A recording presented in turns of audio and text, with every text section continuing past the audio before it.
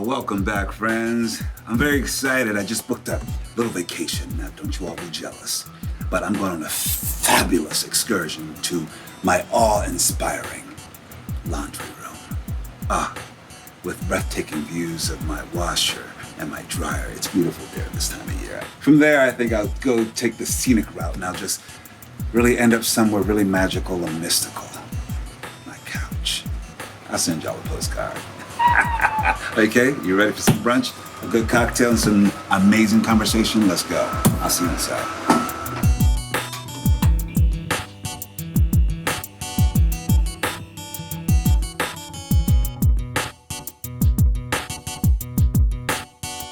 He brings decadent red wine to an afternoon pool hang. He can also whip up a roast chicken in London at a moment's notice. And he was so very blessed to work with me on If Beale Street Could Talk. Please welcome Academy Award-winning director, the man that made me less afraid of swimming in my own damn pool, Barry Jenkins.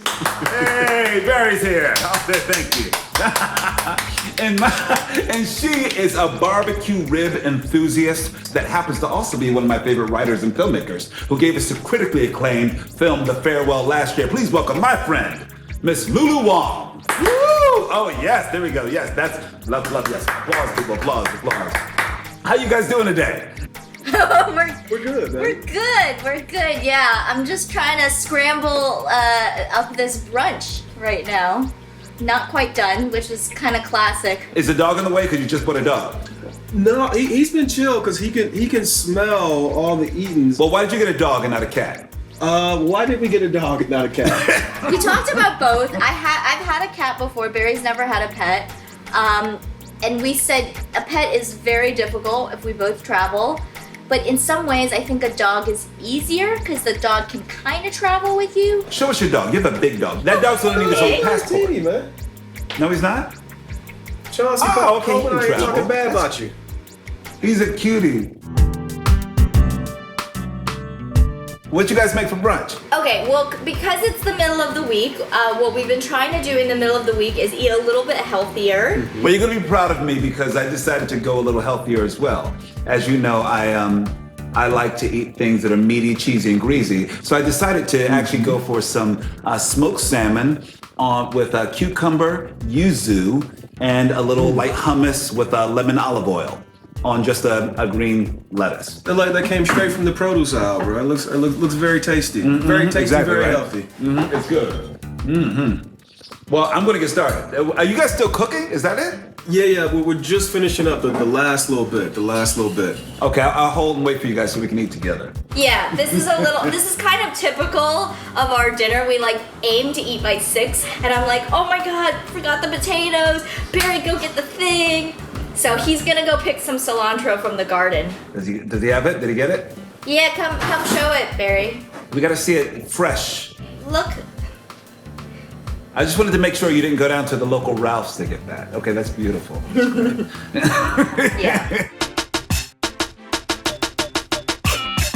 So these are chorizo egg, taco burrito things. So instead of using flour or tortilla, it's on collard greens, and which are just slightly blanched, and then a little molded salt there. What's he doing on that?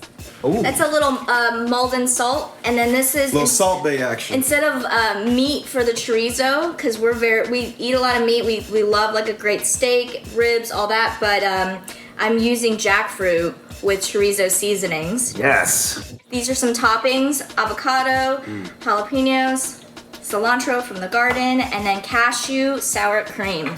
And then we've got some chipotle sauce. Voila. Okay, you guys killed sweet it. potatoes. I think you guys killed it when it comes to... Oh, you got sweet potatoes as well? It's an air fryer, so it's light on the oil. It's not heavy fried. Can you see it? And it's sweet potato. Yeah, it's beautiful. Bon appetit. I think you cooked, you worked so hard, let's eat. It's good to break bread with you, always.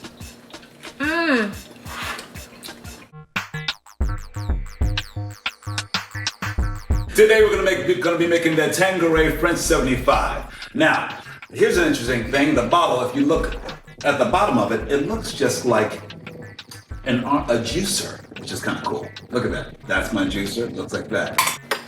You ready? All right, so into your shaker, you're gonna go with we're gonna start with 3/4 of an ounce of grapefruit juice. All right, so I got you some delicious fresh squeezed grapefruit juice. I squeezed these juices myself last night and sent them over from my garden, and I'm totally lying, but it is fresh juice, okay? Thank you, Colman. That was so kind of you. Of course I can, of course. Here's 3/4 of an ounce. I like to measure everything, so go, you have a measuring tool there, you see it? Your ounce is at the top. That one, you're gonna go 3/4 of that. Wait, Colman? Yes? Hey, Colman, is this for one person or for two? Make it for two. So you're gonna go for, let's do for two. I'll just repeat the action twice.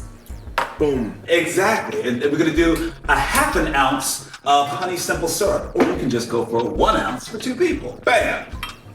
If that's an ounce, you could have just done one. Now we're gonna go for 1 1/4 ounce of Tanqueray number 10 gin. For you to do it 2 times. 2 times. Now we're gonna add our ice to the shaker. Just because you win Spirit Awards and Oscars don't mean you can't have a simple plastic white ice tray. You know what I'm saying? We keeping it real.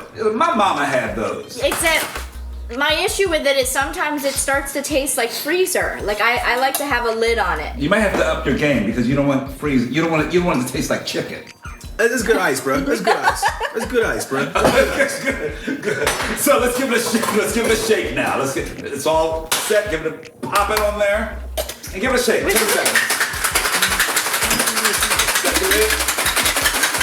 Hold it together. Come on. Now you know how to shake that. Take it to the bartender. Come on, give it a little tip to the side. Give 2 seconds. Get it nice and icy and frothy. Now we're gonna pour that thing into the glass. All right. Look at that. Ooh, it's all nice and frothy and beautiful now. Am I heavy? What happened? Am I pouring? Barry just shook the cocktail without the cocktail in it. Wait, what is happening over there? Well, it's not the whole cocktail, but the champagne ain't going in yet.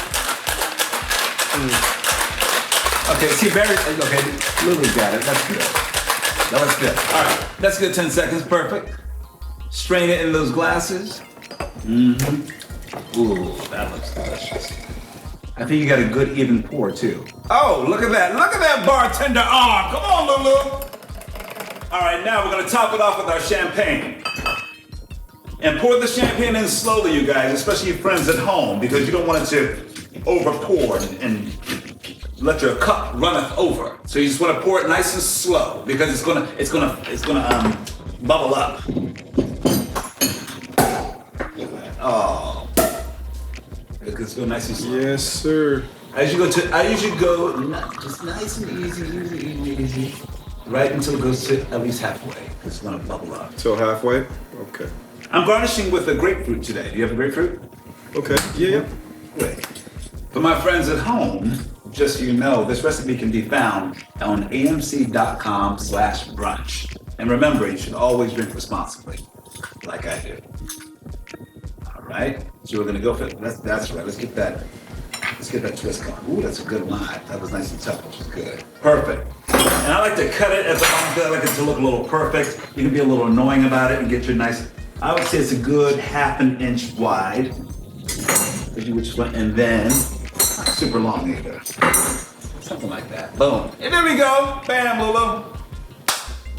Oh, now that's a French 75.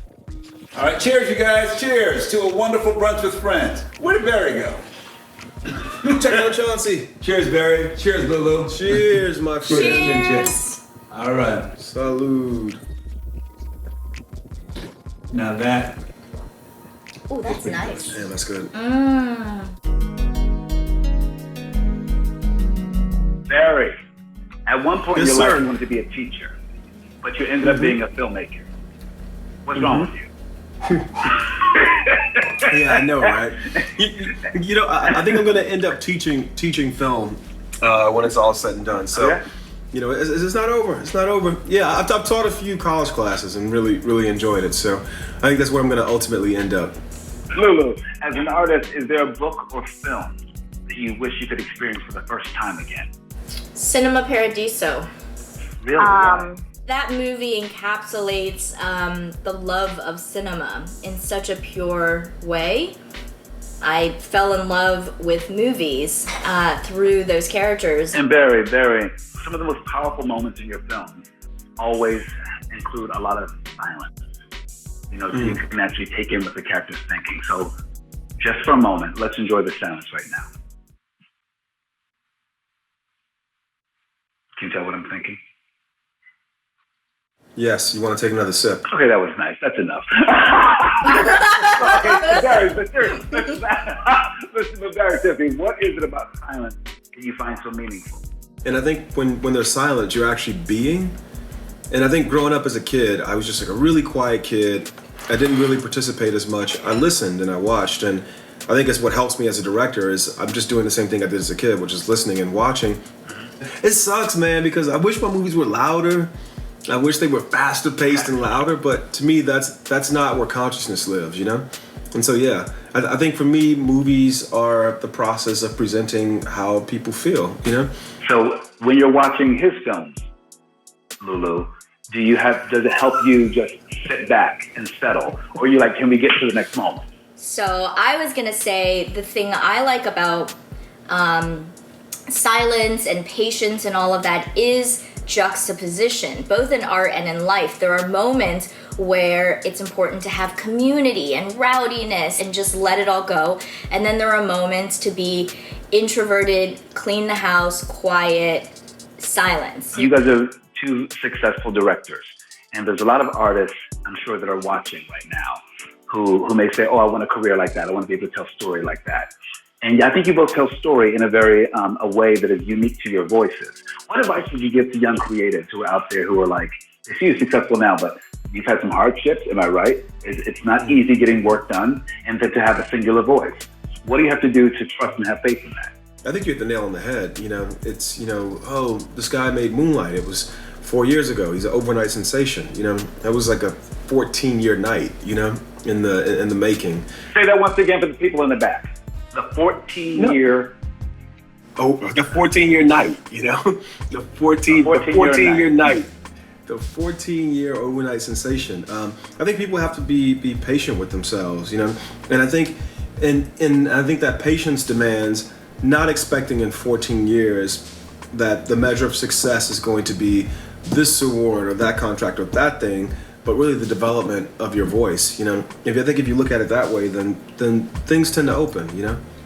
Yeah, I agree. I think it's a lack of fear, but it's also a healthy amount of fear. Because I think we all need that healthy dose of fear. I know I always have that. No, when you cast me in Beale Street, I auditioned for one role and did another, and I was a little afraid of it, to be honest. I was like, wait a minute, that wasn't my intention, but I trust. But you have to have a little fear. Like, you have to feel like I'm going to really mess it all up, you know? Exactly. But I think you're only going to have breakthroughs because of that fear, right? Mm-hmm. And so you guys have been spending a lot of time together right now. I have something to ask you. What is the best thing, Barry, you have learned about Lulu in the past 5-6 months? One, I mean, she's a fantastic cook, but that goes, I had an idea of that, but when somebody's cooking, you know, 5 days a week, 6 days a week, 7 days a week, you really get to test their cooking. I mean, she is a fantastic cook. But he started rating my meals, which is no. Yeah, oh, really? Not like that. She asked me which were my favorite of the meals, and I ranked the meals. Yeah. That's all. It was top five. But no, the best thing, I didn't realize how playful Lulu is. And so sometimes I'll be in the house and I'll just hear a voice, and I will hear a wild pack of banshees singing.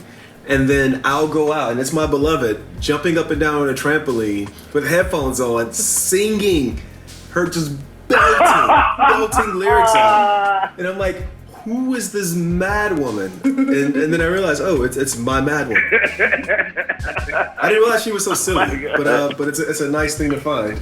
And Lulu, what is your favorite trait about Barry? He's also really silly, and I think that kind of makes life in this difficult time fun, because you know I got myself a onesie, a dinosaur onesie, and I thought he was gonna make fun of me, And I walked up to him in the dinosaur onesie, and he goes, "Where'd you get that? How come I didn't get one?" So now he's got 2 of his own onesies. He's got a corgi one and a penguin one. When do you wear these? Do you wear them as a special occasion, or do you wear them? No, it's just random. I will say if we get into a little fight, one of us will put on the onesie to let the other person know it's okay.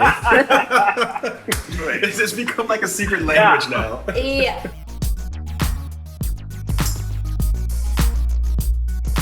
Every Friday night, I have a dance party in the house.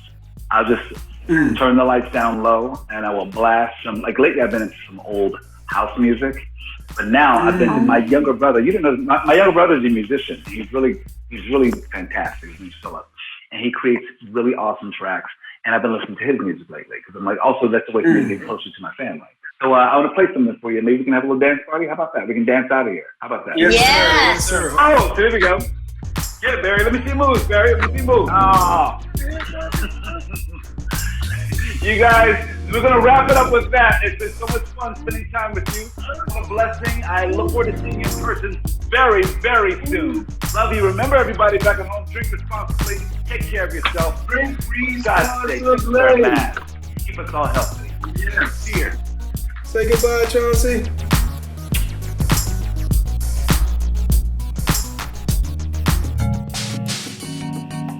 Before we go, I just wanted to share one thing with you. Last week, I had the pleasure to finally, after months and months, having some friends over. We just had 4 people over. We were socially distant. We wore our masks because we all needed it. We needed to come together. But we need to come together in the safest way possible. So we're taking care of each other, all of us out there. You take care of yourself. Strengthen your connections. Love on somebody today. I hope this feeds your soul today, all right? You have a wonderful day, and I'll see you again for another Bottomless Brunch of Colmans. Drink responsibly.